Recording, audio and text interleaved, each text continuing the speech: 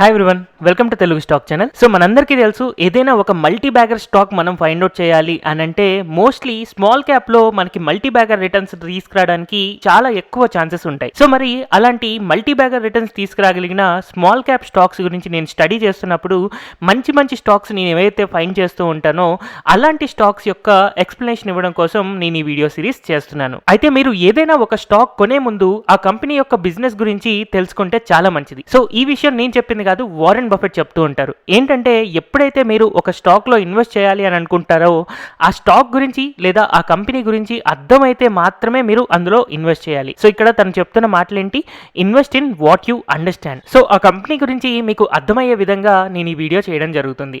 అయితే ఈరోజు మనం డిస్కస్ చేసుకోబోయే స్టాక్ వచ్చేసి క్లౌడ్ కమ్యూనికేషన్కి సంబంధించిన స్టాక్.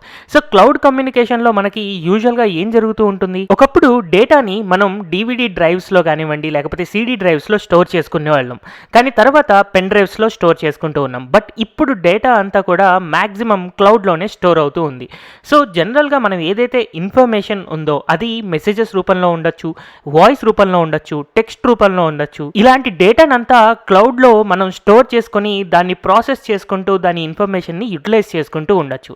సో అలాంటి క్లౌడ్కి సంబంధించిన కమ్యూనికేషన్స్ని ప్రొవైడ్ చేసే కంపెనీస్ని మనం క్లౌడ్ కమ్యూనికేషన్ కంపెనీస్ అనుకోవచ్చు. సో ఇప్పుడు మనం డిస్కస్ చేసుకోబోయే క్లౌడ్ కమ్యూనికేషన్ కంపెనీ వచ్చేసి రౌట్ మొబైల్స్. సో ఈ కంపెనీ యొక్క బిజినెస్ మోడల్ మనం అబ్జర్వ్ చేయడానికి ట్రై చేస్తే వీళ్ళు క్లౌడ్ డేటాని యూజ్ చేసుకుంటూ రకరకాల సర్వీసెస్ ప్రొవైడ్ చేస్తూ ఉన్నారు.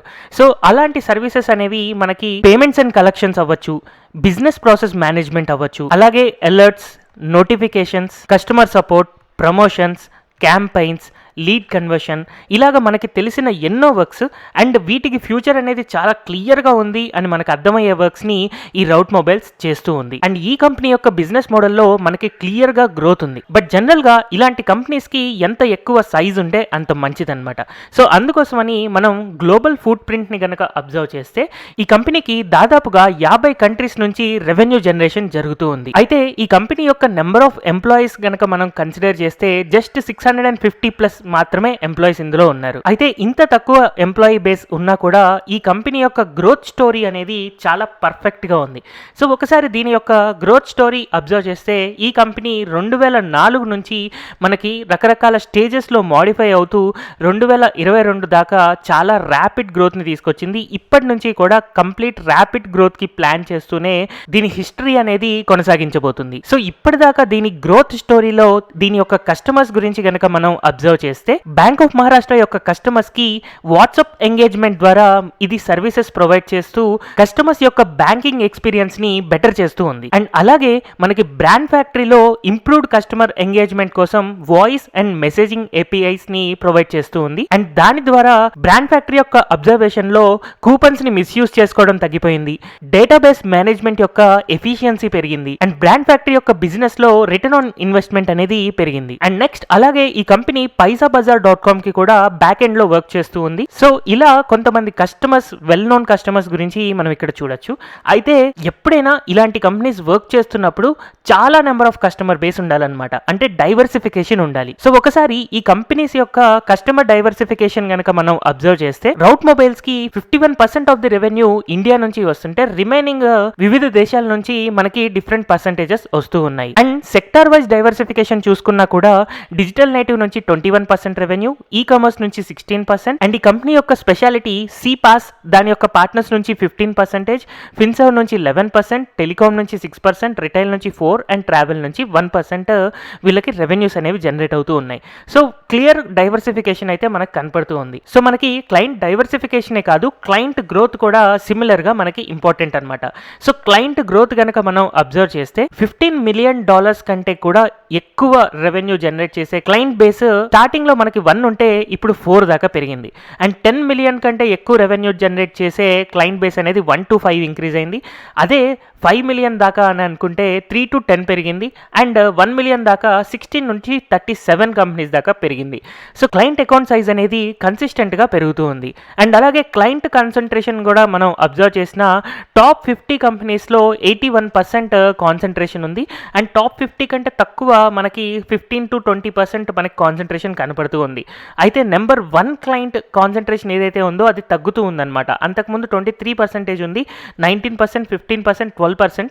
ఇలా తగ్గడం అనేది చాలా మంచి విషయం. ఎందుకంటే మెజారిటీ ఆఫ్ ది రెవెన్యూ ఒక కంపెనీ నుంచి వస్తుంది అని అంటే, ఇన్ కేస్ ఆ ఒక్క కాంట్రాక్ట్ గనక వాళ్ళు క్యాన్సిల్ చేసుకున్నారు అని అంటే, అలాంటప్పుడు ఒకేసారి ఈ కంపెనీకి రెవెన్యూ జనరేషన్ అనేది చాలా పెద్ద మొత్తంలో లాస్ అవుతూ ఉంటుందన్నమాట.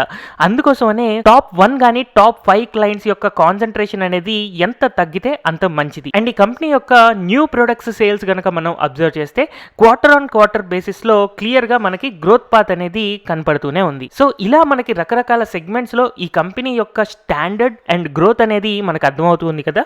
సో ఈ కంపెనీ యొక్క ఫండమెంటల్స్ మనం స్టడీ చేయడం కోసం ఒకసారి నేను screener.in కి వెళ్తాను. సో ఇప్పటిదాకా నేను ఇచ్చిన ఇన్ఫర్మేషన్ నుంచి ఈ కంపెనీ యొక్క బిజినెస్ మోడల్ మీకు అర్థమైంది అని అనుకుంటున్నాను. సో ఈ కంపెనీ యొక్క ఫండమెంటల్స్ కనుక మనం అబ్జర్వ్ చేస్తే ఈ కంపెనీ యొక్క మార్కెట్ క్యాపిటలైజేషన్ మనకి 8,000 కోట్లు ఉంది. అండ్ కరెంట్ ఇప్పుడు 1,298 దగ్గర ట్రేడ్ అవుతూ ఉంది. అండ్ నేను చేసే వీడియో రోజున ఈ స్టాక్ 14% దాకా పడిపోయింది. సో ఎందుకు ఇంత స్టాక్ పడిపోతుంది అని అంటే, స్టాక్ అనేది ఓవర్ వాల్యుయేషన్ లో ఉందన్నమాట. సో ఓవర్ వాల్యుయేషన్ లో ఉందా లేదా అనేది మీకు కాసేపట్లోనే అర్థమవుతుంది. ఈ కంపెనీ యొక్క ROE మీరు అబ్జర్వ్ చేస్తే 25.5% గా మనకి కనపడుతూ ఉందన్నమాట. నెక్స్ట్ ఈ కంపెనీ యొక్క సేల్స్ ఇయర్ ఆన్ ఇయర్ గనక మనం అబ్జర్వ్ చేస్తే 2016లో 367 కోట్లుంటే అక్కడి నుంచి every year 100 to 200 crores sales పెంచుకుంటూ ఇప్పుడు 2000 crores దాకా మనకి సేల్స్ చేయగలుగుతుందన్నమాట. జస్ట్ 6 ఇయర్స్లో ఈ కంపెనీ 6 times దాని యొక్క సేల్స్ పెంచుకోగలిగింది. అదే టైంలో ఈ కంపెనీ యొక్క ప్రాఫిట్ అనేది 63 కోట్ల నుంచి 161 కోట్ల దాకా కన్సిస్టెంట్గా మనకి గ్రో అవుతూ ఉంది. సో ఆన్ యావరేజ్ 5 years యొక్క కాంపౌండెడ్ సేల్స్ గ్రోత్ అబ్జర్వ్ చేస్తే ఈ కంపెనీకి 35% ఉంది. అండ్ ప్రాఫిట్ గ్రోత్ కనుక మనం అబ్జర్వ్ చేస్తే 22%గా ఈ కంపెనీ యొక్క ప్రాఫిట్ మనకి గ్రో అవుతూ ఉంది. అయితే ఇక్కడ మనం అబ్జర్వ్ చేయాల్సిన ఒక ఇంపార్టెంట్ థింగ్ ఏంటి అంటే, ఈ కంపెనీ యొక్క ప్రమోటర్ హోల్డింగ్ యాక్చువల్గా తగ్గుతూ ఉంది.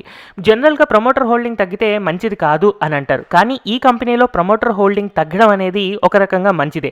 ఎందుకంటే ఆ ప్రమోటర్ హోల్డింగ్ ఏదైతే తగ్గుతుందో దాన్ని క్వాలిటీ ఇన్స్టిట్యూషనల్ ప్లేస్మెంట్ ద్వారా కంపెనీ వాళ్ళే FIIsకి సెల్ చేశారనమాట. సో అందుకనే FIIs యొక్క షేర్ హోల్డింగ్ అనేది అంతకుముందు 10.34 15% ఉన్నది కాస్త ఇప్పుడు 20% దాకా పెరిగింది. సో మనకి ప్రమోటర్స్ లో ఏదైతే మనకి షేర్ హోల్డింగ్ తగ్గిందో అది మనకి FIIs లో పెరిగింది. అండ్ దాన్ని కూడా కంపెనీ FIIs కి క్వాలిటీ ఇన్స్టిట్యూషనల్ ప్లేస్మెంట్ ద్వారా సెల్ చేసింది. సో ఈ QIPs యొక్క అడ్వాంటేజ్ ఏంటి అంటే, వీళ్ళు యూజువల్ గా షేర్ ని బై సెల్ ఊరికే చేస్తూ ఉండరు, కన్సిస్టెంట్ గా దాన్ని హోల్డ్ చేసుకుంటారనమాట. సో QIPs యాడ్ అవుతున్నారు అంటే అది కంపెనీకి one of the positive factor. And ఈ కంపెనీలో మనం ఇంకొక స్పెషల్ పాయింట్ మనం చూడాల్సింది ఏంటి అంటే, ఈ కంపెనీ యొక్క బోరోయింగ్స్ 2019 దాకా ఇంక్రీజ్ అవుతూ 80 crores దాకా పెరిగింది. బట్ తర్వాత నుంచి డిక్రీజ్ అవుతూ ఇప్పుడు 20 crores కి పడిపోయింది. సో ఫండమెంటల్స్ పరంగా ఈ కంపెనీ యొక్క గ్రోత్ అనేది క్లియర్ గా ఉంది. బట్ వాల్యుయేషన్స్ పరంగా గనక మనం అబ్జర్వ్ చేస్తే రౌట్ మొబైల్ యొక్క valuation price to earnings observe చేస్తే 49.2 ఉంది.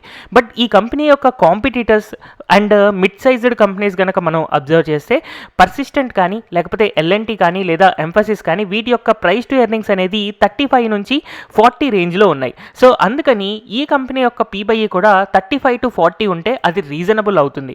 బట్ ఇప్పుడు 49.2 ఉంది కాబట్టి ఈ స్టాక్ మనం ఓవర్ వాల్యుయేషన్గా చెప్పుకోవచ్చు. సో ఓవర్ వాల్యుయేషన్లో ఉన్న ఈ రౌట్ మొబైల్ యొక్క ప్రైస్ ఎప్పుడు మనకి ఫెయిర్ వాల్యుయేషన్లోకి వస్తుంది అని అంటే, ఎప్పుడైతే ఇండస్ట్రీ యావరేజ్ PBE దగ్గరకు వస్తుందో అలాంటప్పుడు మనం ఫెయిర్ వాల్యూలోకి వస్తుంది అని అనుకోవచ్చు. సో ఇండస్ట్రీ యావరేజ్ అనేది 40 to 35 ఉంది కాబట్టి సపోజ్ నేను ఇక్కడ ఇండస్ట్రీ PBE గనక 40 ఎంటర్ చేస్తే ఫెయిర్ వాల్యూ అనేది 1055 వస్తుంది. సో 1055 నేను ఇక్కడ ఎంటర్ చేసుకుంటున్నాను. అదే ఒకవేళ ఇండస్ట్రీ PBE అనేది యావరేజ్ 35 అని అనుకుంటే అలాంటప్పుడు ఫెయిర్ వాల్యూ అనేది 923 వస్తుంది. సో దీన్ని నేను 923 అని అనుకుంటున్నాను. సో ఇప్పుడు మనం సింపుల్గా ఈ రౌట్ మొబైల్ యొక్క ఫెయిర్ వాల్యుయేషన్ని దాదాపుగా మనం 1000 రూపీస్ నుంచి 1100 రూపీస్ మధ్యలో ఉంటుంది అని మనం అనుకోవచ్చు. సో ఇప్పుడు కరెంట్ మార్కెట్ ప్రైస్ మనకి 1298 ఉంది కాబట్టి 1000 to 1100 రూపీస్ మధ్యలో రౌట్ మొబైల్ ని ఫెయిర్ వాల్యుయేషన్ గా అర్థం చేసుకుని ఈ కంపెనీ యొక్క గ్రోత్ మీద మనకి కాన్ఫిడెన్స్ ఉంది అని అనుకుంటే 1000 to 1100 మధ్యలో మనం ఈ స్టాక్ లో ఇన్వెస్ట్మెంట్ చేసుకోవచ్చు. హోప్ ఈ వీడియో నుంచి రౌట్ మొబైల్ యొక్క ఫండమెంటల్స్ అలాగే బిజినెస్ ప్రాస్పెక్ట్స్ మీకు అర్థమయ్యాయి అని అనుకుంటున్నాను. ఇలాంటి మంచి స్టాక్ అనాలిసిస్ కోసం don't forget to subscribe Telugu stock channel. Thank you everyone for watching this video.